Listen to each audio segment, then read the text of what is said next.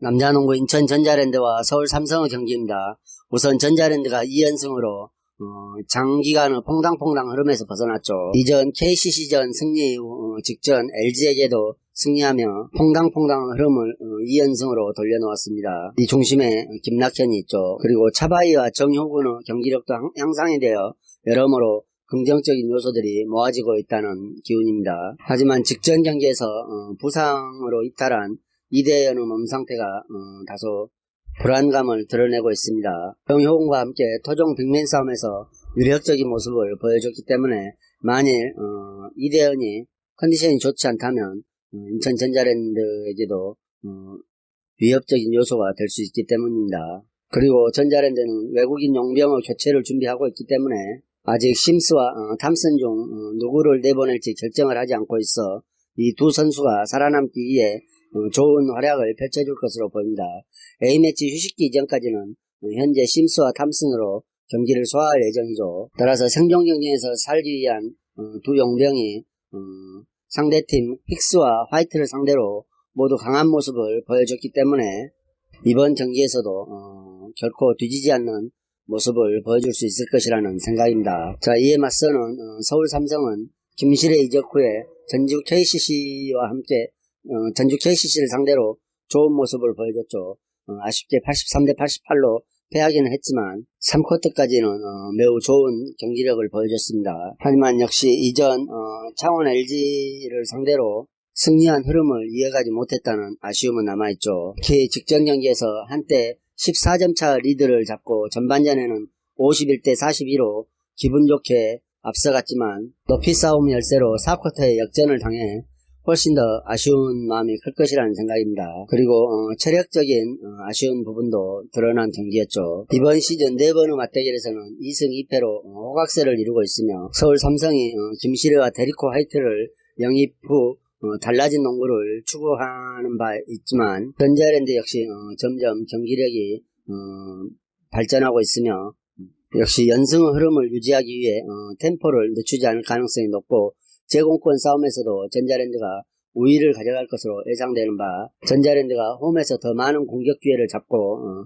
삼성을 제압할 수 있을 것이라는 생각입니다. 그리고 무엇보다도 삼성의 자원 영입 이후 빠른 농구를 시연하고 있죠. 따라서 전자랜드 템포 또한 빨라질 것으로 예상되며 157.5점 정도 기준점이면 충분히 오버도 가능해 보인다는 생각입니다. 따라서 이 경기는 전자랜드 승과 펜승 그리고 오바를 추천해 보겠습니다.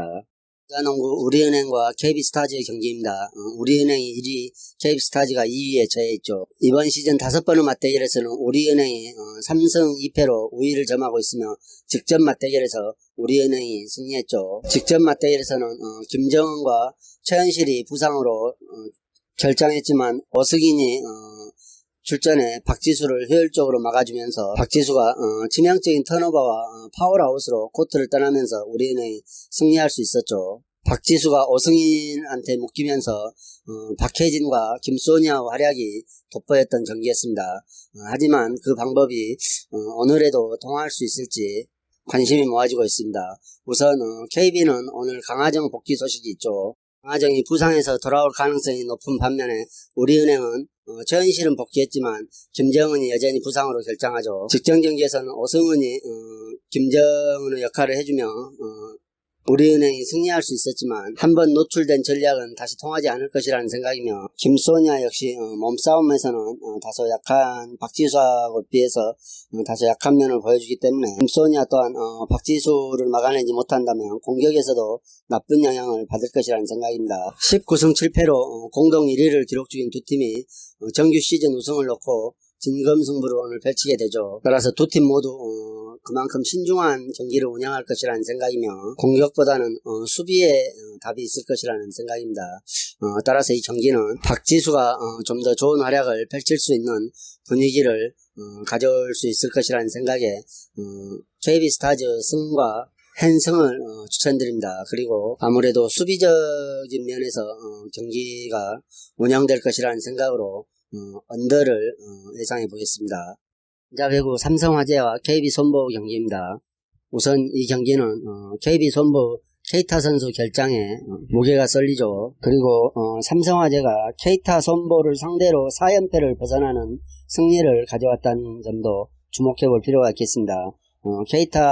KB손해보험을 상대로 4연패를 끊는 승리를 가져온 후에 다시 2연패에 빠져있는 삼성화재죠. 여전히 새로 영입한 용병 마테우스와 이승원 세타와 간의 호흡이 완전치 않았음을 실감할 수 있었던 2연패였습니다. 하지만 KB손해보험만 만나면 좋은 경기력을 펼쳤던 삼성화재가 이번 경기에도 승리할 가능성이 높죠.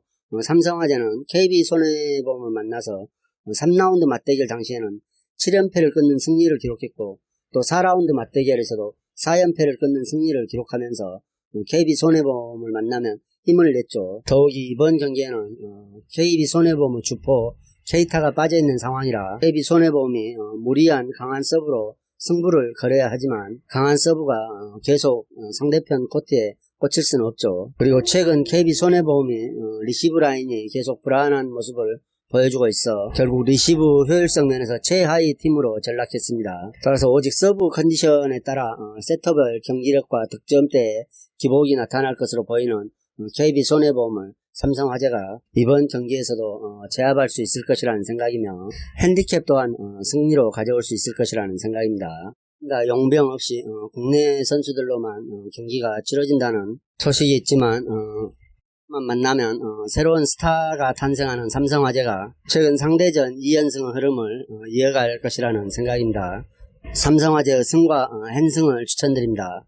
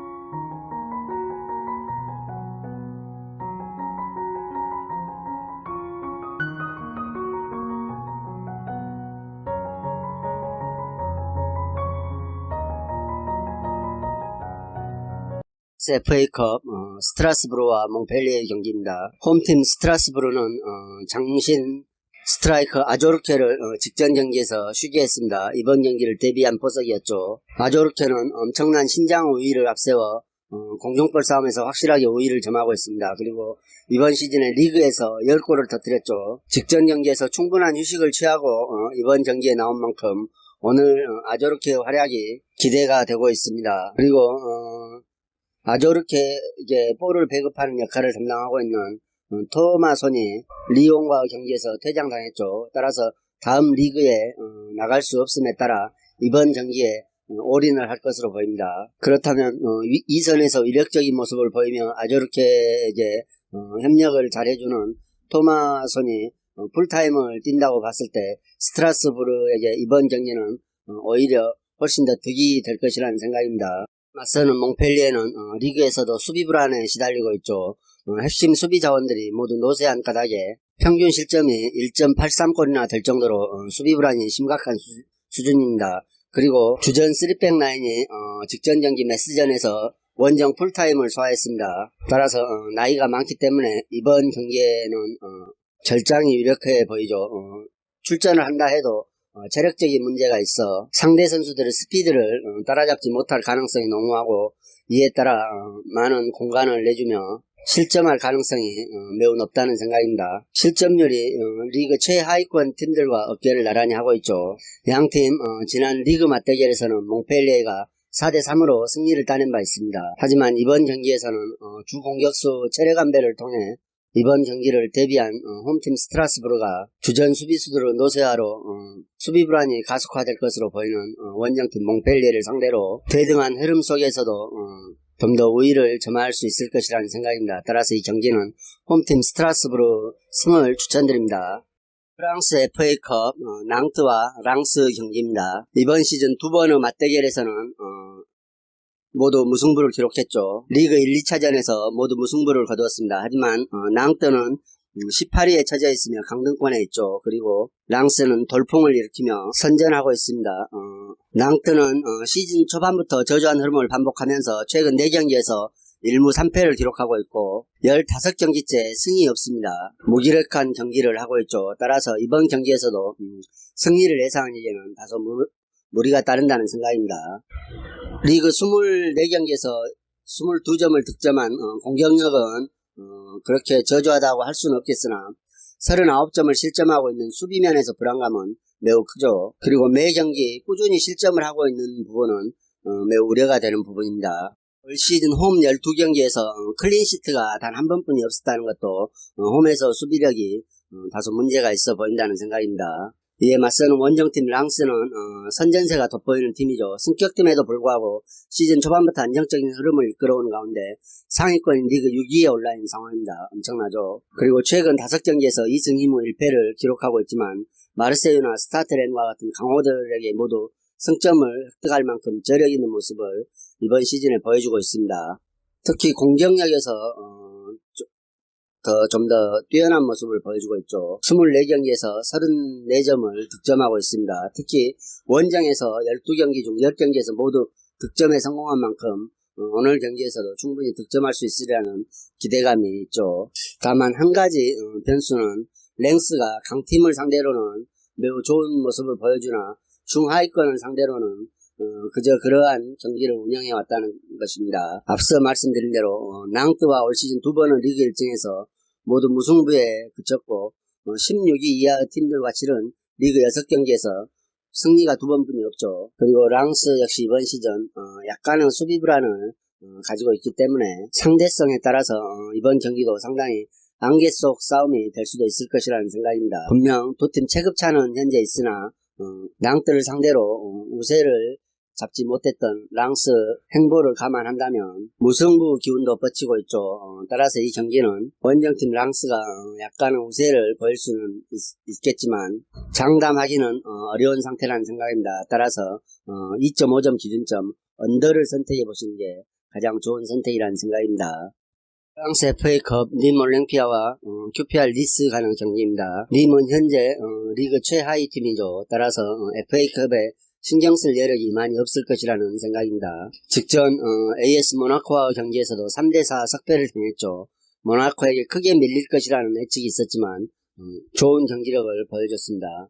이 경기를 포함해 최근 3경기에서 3연패 중에 있습니다.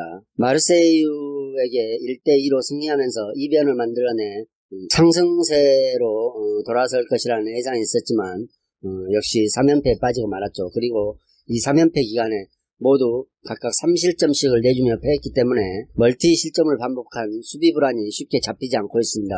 그리고 이번 시즌 특이하게도 홈에서 훨씬 더 약한 모습을 보여주고 있죠. 최근 홈에서 8연패 중에 있습니다.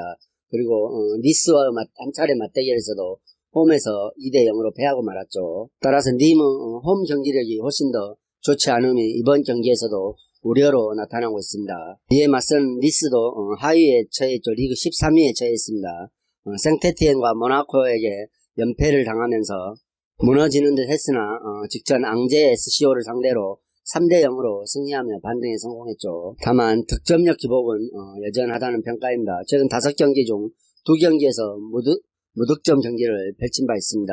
그리고 주말 리그에서 파리 생제르맹을 상대하죠. 따라서 이 경기에 좀 더 신경을 쓸 수도 있을 것이라는 생각입니다. 그러나 니스가 상위권과 승점차가 많이 나지 않고 있기 때문에 컵대회보다는 리그에 좀 더 집중할 것이라는 생각이며 이번 경기는 최하위권과 상대를 하기 때문에 어느 정도 힘을 빼고 나올 가능성도 있을 것이라는 생각입니다. 그렇다 하더라도 또 님의 최근 경기력으로 봐서 니스를 넘을 수 있으리라는 생각은 하기 어렵죠. 수비가 허술한 님이 홈에서 더 약한 모습을 보여주기 때문에 이번 경기는 원정팀 니스가 어려움 없이 승리할 수 있을 것이라는 생각입니다. 니스 승을 추천드립니다.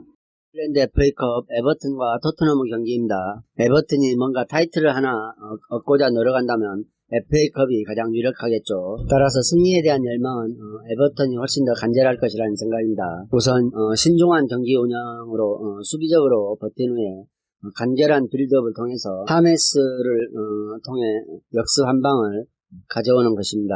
토트넘처럼 공수에서 간격이 많이 벌어지는 팀을 상대로는 이 방법이 주요할 수도 있을 것이라는 생각입니다. 직전 경기 리즈에게 2대1로 승리하며 반등에 성공한 에버턴, 이전 메뉴를 상대로도 끈끈한 경기력을 보여주며 패색이 짙었던 경기를 3대3 무승부로 가져왔죠. 따라서 이번 경기에서도 홈 2점을 안고 컵대에 대한 동기를 가지고 좋은 경기력을 보여줄 수 있을 것이라는 생각입니다. 이에 맞서는 원정팀 토트넘은 리버풀, 브라이턴, 첼시에게 3연패를 하며 수렁에 빠지는 듯 했으나 케인이 완전치 않은 몸을 가지고 복귀하면서 웨스트 브롬을 상대로 케인과 손흥민이 좋은 활약을 펼쳐주며 2대0으로 반등에 성공했죠. 일단 한숨은 돌렸지만 케인의 몸 상태가 100%가 아니라는 점으로 보았을 때 이번 경기에서는 케인에게 휴식이 필요할 것이라는 생각입니다. 그리고 주말에 리그에서 맨시티와 일정이 있죠. 따라서 오늘 경기가 우선순위에서 밀릴 것이라는 생각입니다. 리그 상위권을 노리고 있지만 도약이 쉽지 않는 상황이라 자신감보다는 불안감이 훨씬 더 큰 상황에 빠져있는 토트넘이죠. 따라서 이번 경기는 케인을 아끼고 손흥민이나 모우라 등 다른 공격 자원들에게 기대를 해봐야 할 것입니다. 양팀 백중세로 보입니다만은 이번 경기에서만큼은 다소 단순한 에버튼의 경기 운영 방식이 효과를 거둘 수도 있을 것이라는 생각입니다. 토트넘의 공격은 주춤할 수밖에 없겠죠. 따라서 에버튼이 홈 2점과 공격 전개 완성도를 더 좋은 위력을 발휘하며 득점할 수 있을 것으로 생각됩니다. 따라서 이 경기는 홈팀 에버튼의 승을 추천합니다. 그리고 많은 득점은 나지 않을 것으로 생각되어 2.5점 기준점 언더를 예상해 보겠습니다. 홈팀 에버튼의 승과 언더를 예상해 보겠습니다. 이상으로 경기 분석을 마치겠으며 여러분들의 좋은 결과가 있기를 기원하겠습니다. 그리고 오늘의 분석이 여러분들에게 조금이나마 도움이 되셨다고 생각하면 구독과 좋아요도 꼭 부탁드립니다.